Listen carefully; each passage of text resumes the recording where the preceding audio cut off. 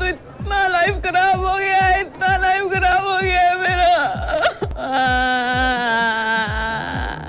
कल ना इंडिया की हालत देखकर हमारा जी भी अंदर से यही कर रहा था।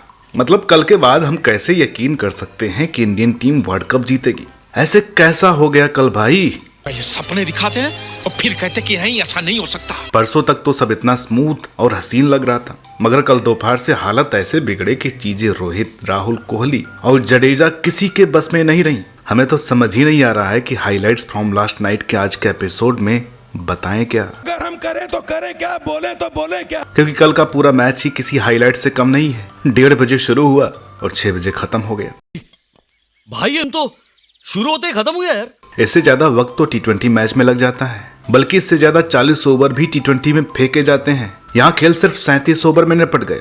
ये सब देखने के बाद मेरा मन तो एक ही बात कह रहा है, ये सब क्या देखना पड़ रहा है? अच्छा है मैं अंधा हूँ। खैर अब जब देख लिया है और वीडियो शुरू कर दी है तो चलिए जरा बात ही कर लेते हैं। वो बात जो इंडियन क्रिकेट फैंस को थोड़ा चुभेगी, लेकिन करना भी जरूरी है, क्योंकि हमारा काम ही यही है। जीत के बाद खुशी से पागल हो जाना, हार के बाद क्रिकेट एक्सपर्ट बनकर बारीकी से हार का पोस्टमार्टम करना। तो चलिए कल की हार को एक बार फिर से देखते हैं। तो दोस्तों कल का मैच ऑस्ट्रेलिया और इंडिया दोनों टीमों में 2-2 बदलावों के साथ शुरू हुआ। हालांकि ऑस्ट्रेलिया के लिए एलन का मैक्सवेल और कैरी कैलिस की जगह आना मजबूरी थी, मगर इंडिया में रोहित का गिल और अक्सर का शार्दुल की जगह आना जरूरी था, क्योंकि इंडियन ओपनिंग ने कई महीनों से बड़ी पार्टनरशिप नहीं की है। इसलिए कल जब टॉस हारने के बावजूद भी रोहित और गिल विशाखापट्टनम में पारी की शुरुआत करने उतरे तो उनसे बहुत उम्मीदें थी। हालांकि सबको ये पता था कि मैच से पहले लगातार हो रही बारिश के चलते पिच कई दिनों से कवर्स रहे। ऐसे में पिच को वो धूप नहीं मिल पाई जो मॉइस्चर खत्म कर पाए। इसलिए रोहित और गिल के बैटिंग के लिए उतरते वक्त फैंस दुआ मांग रहे थे कि बस पहले 15 ओवर अच्छे से निकल जाएं। लेकिन वहां तो पहली 4 बॉल्स में ही काम हो गया, क्योंकि विकेट भले ही सिर्फ गिल का गिरा हो, मगर स्टार्क की लहराती बॉल और पिच से मिल रही मदद देखकर इंडियन बैटर्स ड्रेसिंग रूम में ही हिल गए। यही वजह कि कोहली और रोहित की छोटी सी 29 रनों की साझेदारी के बाद इंडियन बैटिंग लाइनअप ऐसी गिरी जैसे नोएडा में ट्विन टावर गिरा था। वैसे हम यहाँ इस बात को नहीं नकार रहे हैं कि पिच में पेसर्स के लिए हद से ज्यादा मदद थी, लेकिन इतनी खूंखार पिच भी नहीं थी कि खेला ना जा सके, बल्कि अटैक करते तो रिवार्ड भी मिलता, जो बाद में अक्सर हेड और मार्श ने करके भी दिखाया। मगर इंडियन बैटिंग में वापसी कर रहे रोहित के जल्दी आउट होने के बाद मिडिल ऑर्डर की बड़ी उम्मीद कहे जा रहे सूर्य कुमार यादव फिर पहले ही गेंद पर आउट हो गए। स्काई बिल्कुल पहले वाले मैच की तरह आए और स्टार की लहराती हुई गेंद पैड पर लगवा कर चलते बने।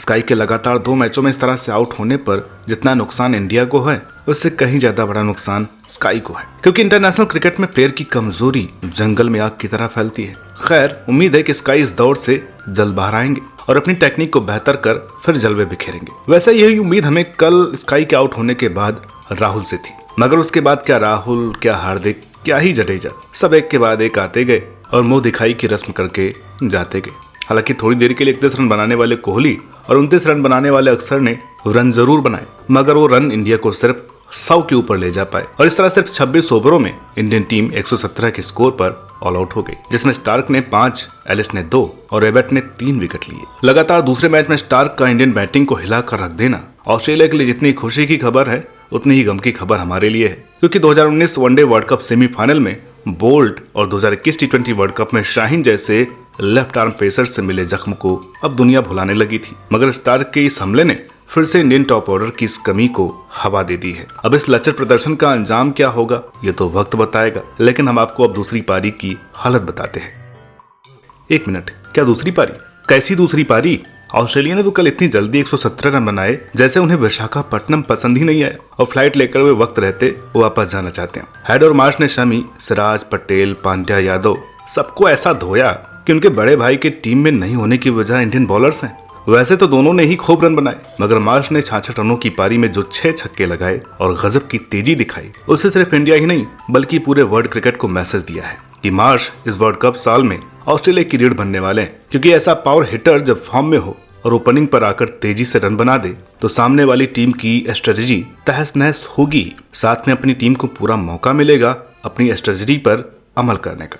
खैर मार्च के बारे में एक अलग से वीडियो बनाकर बात कर लेंगे। फिलहाल हाइलाइट्स फ्रॉम लास्ट नाइट के इस एपिसोड को एंड करने का वक्त आ गया है, लेकिन जाते जाते कुछ बातें जो हमने कल के मैच में और मैच के बाद नोट की उस पर चर्चा करते चलते हैं। दोस्तों सबसे पहले तो कल वाले मैच से दुख ये रहा कि 117 पर एक टीम के आउट होने के बाद जीतने की उम्मीद तो खत्म हो जाती है, लेकिन पिच की इतनी मदद और तगड़ी बॉलिंग लाइनअप देखते हुए फैंस उम्मीद करते हैं कि कम से कम हमारे बॉलर्स कुछ विकेट तो लेंगे ही, मगर हम एक विकेट भी नहीं ले पाए और 6 महीनों के अंदर दूसरी बार पावर प्ले में हुए हमले से हम बिखर गए। इससे तो यही समझ में आ रहा है कि T20 वर्ल्ड कप सेमीफाइनल में इंग्लैंड ने जो हमारे साथ किया उससे कोई सबक नहीं लिया गया है। दूसरी बात यह है कि सिलेक्टर्स की सोच समझ में नहीं आ रही। इस वक्त स्क्वाड में मिडिल ऑर्डर की जेन्युइन रिप्लेसमेंट है ही नहीं। 17 प्लेयर्स की स्क्वाड में 7 बॉलर, 4 ऑलराउंडर और 2 विकेट कीपर और सिर्फ टॉप ऑर्डर बैटर है, जिसमें एक भी मिडिल ऑर्डर ऑप्शन नहीं है। ऐसे में खराब खेल रहे स्काई पर क्या ही प्रेशर बनेगा। माना कि जब टीम सिलेक्ट की तो श्रेयस अय्यर थे, लेकिन अय्यर की जगह संजू को शामिल क्यों नहीं किया गया,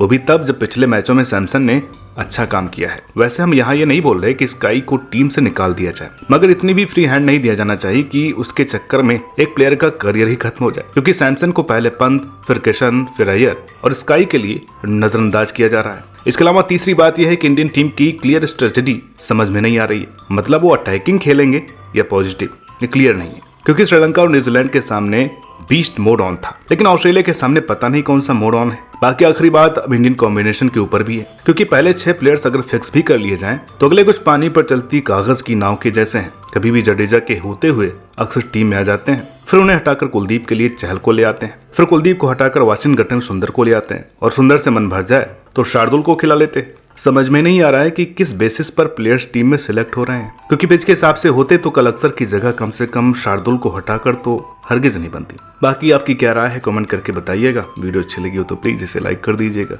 शेयर कर दीजिएगा, और वीडियो बनाने में बड़ी मेहनत लगती है तो ज्यादा से ज्यादा इस चैनल को सपोर्ट करें। हम ऐसे ही वीडियोस आपके लिए लेकर के आते रहेंगे। मिलते हैं अगली वीडियो में, तब तक के लिए नमस्कार।